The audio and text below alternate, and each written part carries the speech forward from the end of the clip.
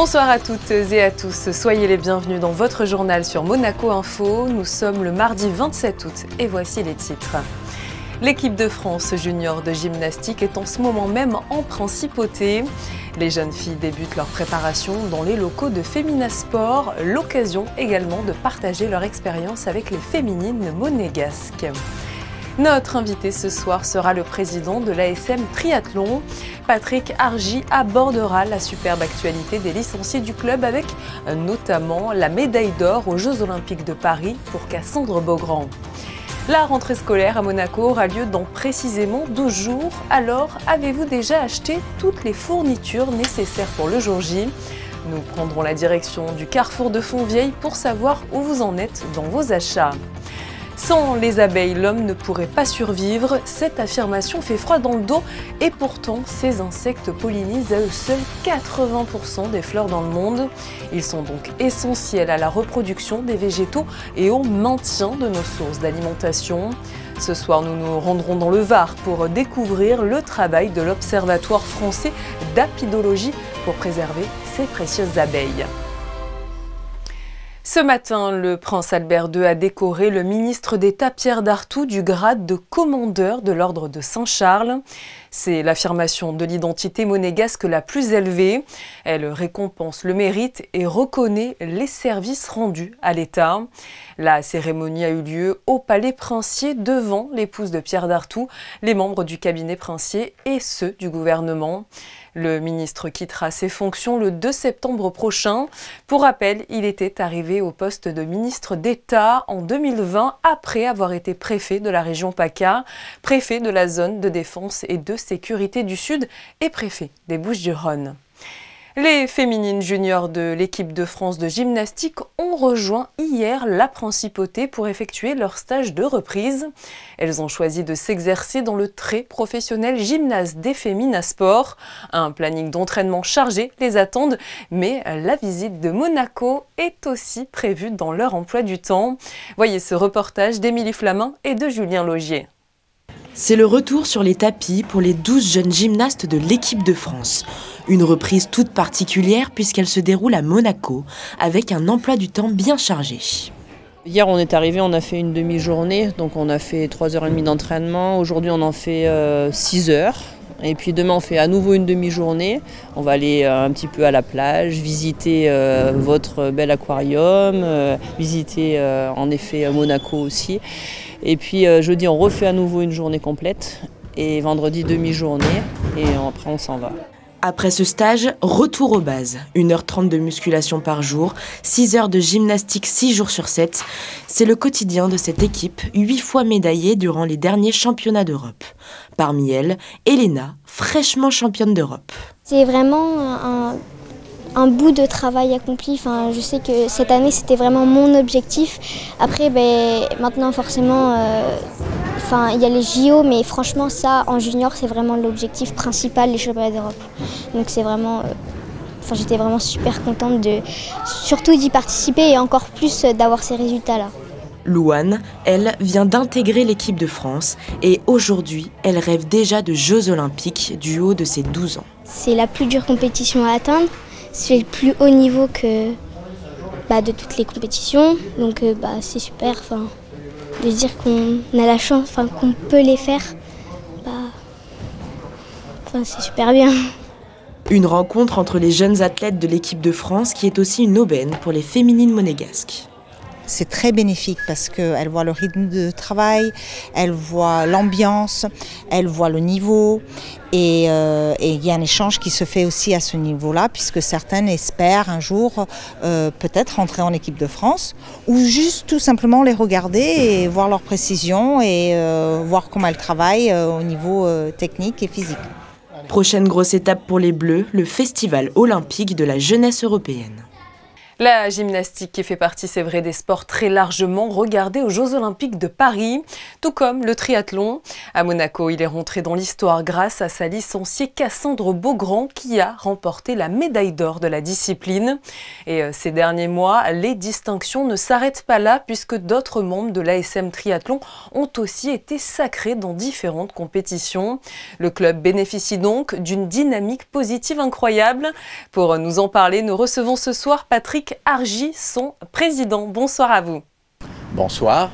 L'ASM Triathlon connaît de très belles heures puisque de nombreux licenciés réussissent au plus haut niveau et je pense forcément en premier lieu à Cassandre Beaugrand qui a obtenu la médaille d'or au JO de Paris. Qu'est-ce que ça vous inspire, ça?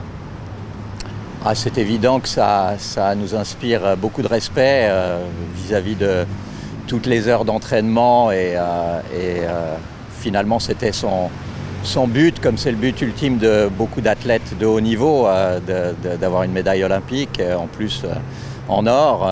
Et donc on est très heureux de l'avoir sur la plus haute marche du podium. C'est évident que le cadre a été particulièrement exceptionnel. Et je pense que tout le monde a vu que le triathlon peut être un sport avec beaucoup de spectacles et qui a fait lever les foules. C'était absolument extraordinaire à voir, que ce soit les hommes ou les femmes d'ailleurs. Cassandre Beaugrand qui est donc française, licenciée de l'ASM Triathlon, ça donne forcément une belle aura au club? Oui, absolument. Nous, c'est la première médaille olympique individuelle pour la France, donc c'est évident que le club a été cité à de multiples reprises, notamment lors du passage à la télévision. Tout au long de la préparation, la visibilité a été bonne pour nous et c'est évident qu'on est très fiers d'avoir Cassandre au club. Cela fait suite bien évidemment à l'ASM Athlétisme pendant des années où elle a fait également les beaux jours de la section athlétisme. Cassandre Beaugrand et sa médaille d'or, c'est forcément la cerise sur le gâteau, mais d'autres licenciés brillent également et je pense là à Steven Galibert qui a remporté le 16 juin dernier le célèbre Ironman de Nice. Comment vous expliquez une telle réussite de vos licenciés? Je pense que nous avons fait beaucoup de travail en amont, notamment au niveau de la recherche des athlètes. C'est des athlètes qui n'avaient pas forcément été sur le devant de la scène. Je ne parle pas de Cassandre, mais je parle de Steven, mais où on a essayé justement de l'épauler, d'être là, d'être présent, de l'aider aussi bien évidemment financièrement comme on le peut.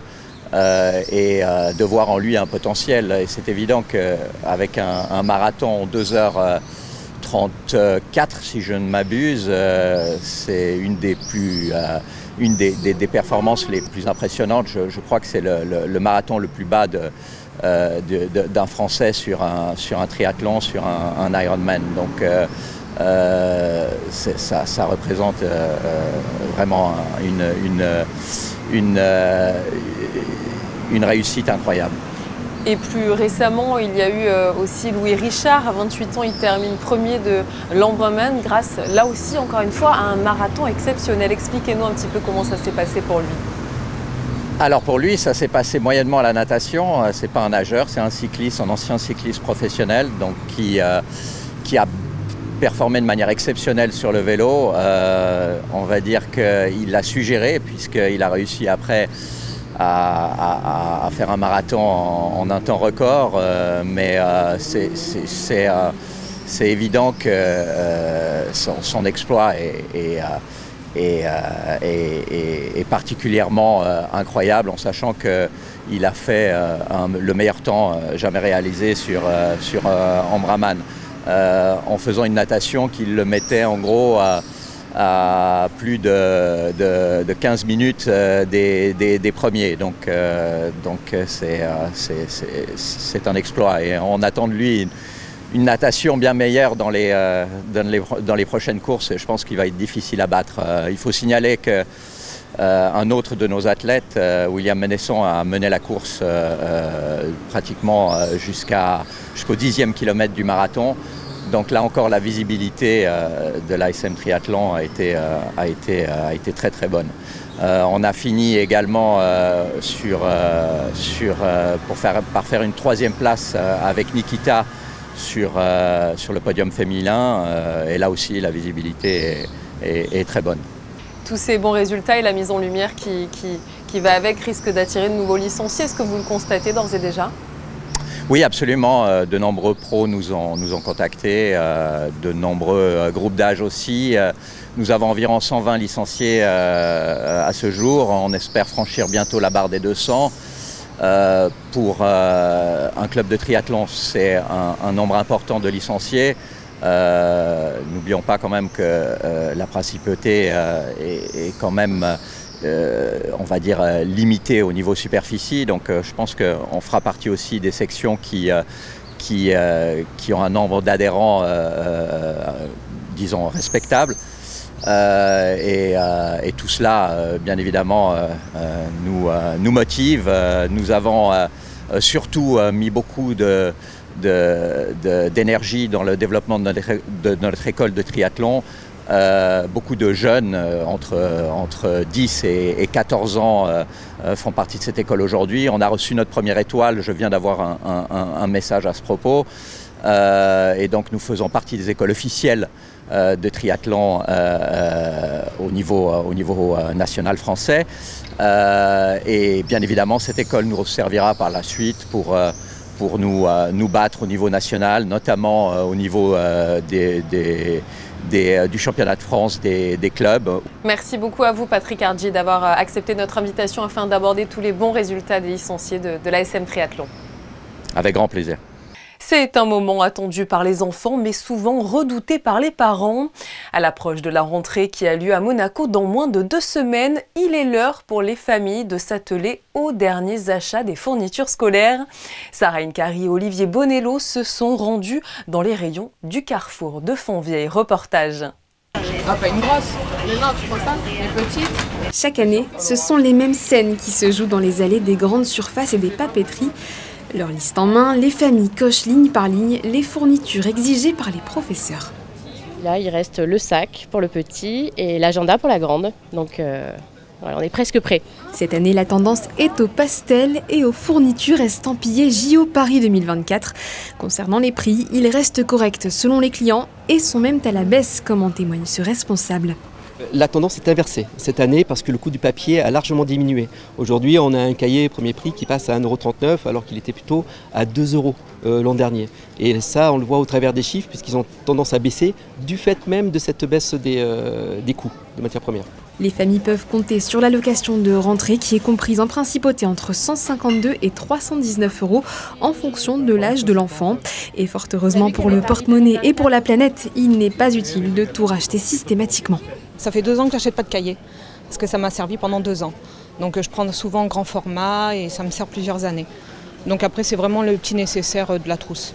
L'accessoire incontournable à chaque rentrée reste le cartable et le petit Antoine semble avoir trouvé le sien. Pikachu. Qu'est-ce qui te plaît sur ce sac? La boule Pokémon. Avec ça, il rendra jaloux tous les copains du CP, c'est certain. Pendant l'été, les épisodes de sécheresse tendent à se multiplier. Cela oblige les professionnels utilisant les réseaux d'eau à innover pour se doter d'outils permettant d'éviter son gaspillage. Pour la première fois, à Monaco, une station de lavage auto propose un système de récupération des eaux usées. Plus d'explications dans ce reportage signé Fabien Bonilla et Serge Prémont. Cette station de lavage est située à l'entrée du parking de l'héliport. C'est la première station ainsi équipée. Elle vient d'ouvrir au public depuis environ 1 mois. Le système de recyclage des eaux de lavage des véhicules permet un fonctionnement quasiment en boucle fermée.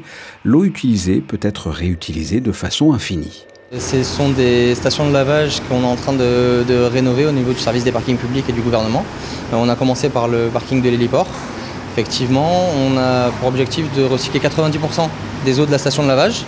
Avec un système qui est totalement biologique, sans apport extérieur, que ce soit d'enzymes ou chimiques. et ce qui nous permet de maîtriser aussi la consommation d'eau potable. Ce système présente de nombreux avantages. Stopper le gaspillage d'eau potable, contrairement aux stations de lavage classiques. Il permet aussi une exploitation tout au long de l'année, même pendant les situations de sécheresse. Et enfin, c'est un recyclage biologique. Ça fonctionne en circuit fermé. Vous avez en premier lieu, dans la baie de la station de lavage, 2 pompes qui reviennent dans le bac derrière moi. Ce bac, c'est un bac de décantation. Par la suite, le trop-plein se vide dans l'autre bac. Et ensuite, ça passe dans des filtres très fins, dans une lampe UV. Et l'eau est prête à repartir dans la station de lavage. Le coût, 1 € les 40 secondes. Le premier achat est de 25 € correspondant à 20 € de crédit lavage et 5 € pour l'obtention d'une clé de fonctionnement. Dans un futur proche, les stations de lavage du parking Württemberg, du parking de la Colle et celui des Salines proposeront également ce système avec recyclage des eaux. La sécurité est un atout majeur de la qualité de vie en principauté, sur terre comme en mer. Sous l'impulsion de Richard Marangoni, contrôleur général en charge de la direction de la sûreté publique, la division de la police maritime et aéroportuaire a décidé de compléter son dispositif de prévention. Pour cela, les officiers effectuent des patrouilles de nuit pour garantir la sécurité de tous les usagers. Vanessa Dessy et Thomas Deus ont suivi un exercice nocturne. J'appelle la maritime en priorité. Un requérant nous sollicite concernant un nageur en grande difficulté au niveau des rochers à l'aplomb du musée océanographique Parlé. De Golfe 7, je vous reçois un nageur en difficulté au niveau des enrochements sous le musée. On part immédiatement avec le Saint-Georges. En principauté, ils sont en quelque sorte les gardiens de la mer et s'assurent que le calme règne, prêts à intervenir au moindre signe de détresse. La division de la police maritime et aéroportuaire a pour mission de veiller quotidiennement au bon fonctionnement de la vie maritime monégasque. Des patrouilles de nuit viennent dorénavant améliorer le dispositif de prévention. Ce sera justement pour prendre en compte des personnes qui pilotent des jet skis, qui pilotent des embarcations et qui pourraient être susceptibles d'avoir consommé de l'alcool, des produits stupéfiants ou de bien ne pas respecter non plus la vitesse qui est imposée dans certaines profondeurs au niveau de nos eaux. Des fonctionnaires qui vont pratiquer ce qu'on appelle le contrôle à l'abordage, c'est-à-dire bord à bord et demander les pièces d'identité, vérifier le comportement des personnes et donc développer cette politique de prévention, y compris dans le domaine de la mer. Mais nous avons également la présence en soirée de nos collègues qui vont faire des patrouilles pédestres sur les abords donc, du complexe balnéaire. La division de police maritime et aéroportuaire a la charge du sauvetage maritime en principauté de Monaco sous l'égide du CROSMET. Elle est force menante. Elle peut avoir bien sûr le concours de nos amis et collègues sapeurs-pompiers sous certaines conditions, mais pour autant c'est une force menante en la matière et nous sommes dans le cadre des patrouilles que nous allons effectuer donc de nuit également sur ce dispositif-là de porter assistance lorsque ce sera nécessaire. Lors d'un exercice en conditions réelles, la police maritime simule une intervention nocturne.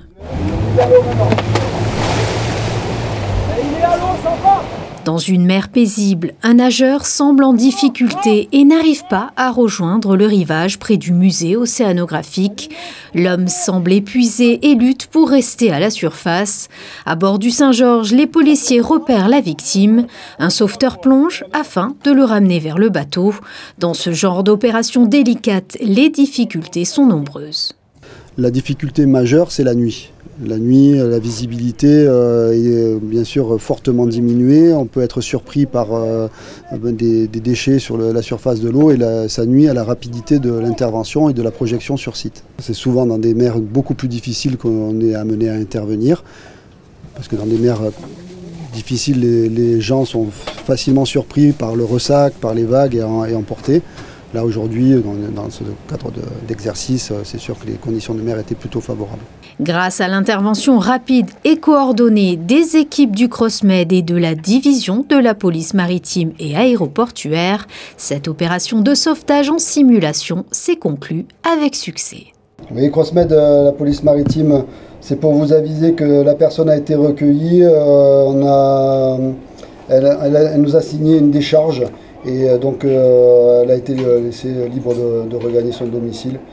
Donc tout est rentré dans l'ordre, on a regagné le port et nos autorités sont avisées. Direction le Var à présent pour découvrir le travail de l'Observatoire français d'apidologie. Ce sont de véritables amoureux des abeilles et ils vont bientôt intervenir dans les écoles de la Principauté afin de sensibiliser les plus jeunes à la préservation de ces insectes. Petits en taille certes, mais d'une grande utilité, comme vous allez le découvrir dans ce Focus Info signé Sarah Inkari et Alexandra Marangoni.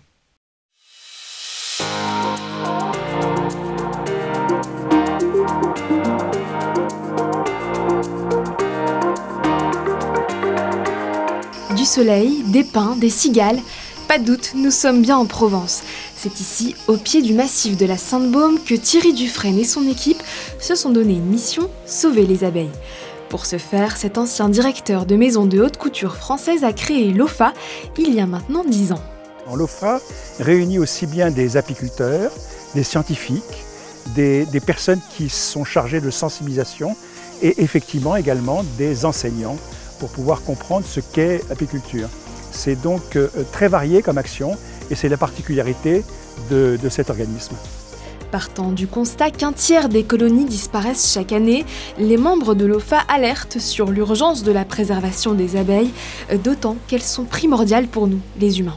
80% de la pollinisation est effectuée essentiellement par les abeilles, que ce soit les abeilles dites domestiques ou les abeilles dites sauvages. Et sur ces 80% de pollinisation, 30% représentent notre alimentation. C'est-à-dire très clairement, s'il n'y avait pas d'abeilles, nous aurions aujourd'hui beaucoup de difficultés à pouvoir assurer notre sécurité alimentaire. C'est donc un rôle primordial qu'ils ont et c'est pour ça qu'on dit que les abeilles, c'est la vie. Cette substance sucrée, dont la couleur varie du jaune translucide au brun foncé en fonction des fleurs butinées, est associée à 1001 vertus pour notre santé. Mais au fait, comment fabrique-t-on le miel? Quand il y a de la mielée, on dit quand ça miel, ça veut dire qu'autour, il y a des fleurs qui ont du nectar et du pollen pour les abeilles. Et donc elles vont aller les récupérer, donc c'est ce qu'on appelle la pollinisation. Et elles ramènent du nectar dans la ruche, qu'elles vont se passer de bouche en bouche. Et c'est ça ce qui va ensuite être du miel. C'est pas le nectar directement pris de la fleur. Une ruche est ainsi composée de 50 000 à 80 000 abeilles formant une véritable armée féminine dirigée par une seule et même leaduse. Il faut savoir que dans une ruche, il y a donc une reine, il ne peut pas y en avoir deux, ça c'est impossible, sinon elles se battent. Et la reine, à partir du moment où elle va naître, elle va faire ce qu'on appelle un vol nuptial. Donc elle va sortir de la ruche, elle va aller voler à 3 km en hauteur et là elle va se faire féconder par une quinzaine de faux bourdons. Et elle se fait féconder et les mâles qui la fécondent meurent parce qu'ils perdent une partie de leur abdomen. Et ensuite c'est le seul animal qui a une spermathèque. Donc elle va garder tous les spermatozoïdes en elle, elle retourne à sa ruche, même si elle est partie à 3 km, elle sait très bien où est sa ruche parce qu'en fait elle a une odeur bien particulière qu'elle a laissée qui est donc le phéromone.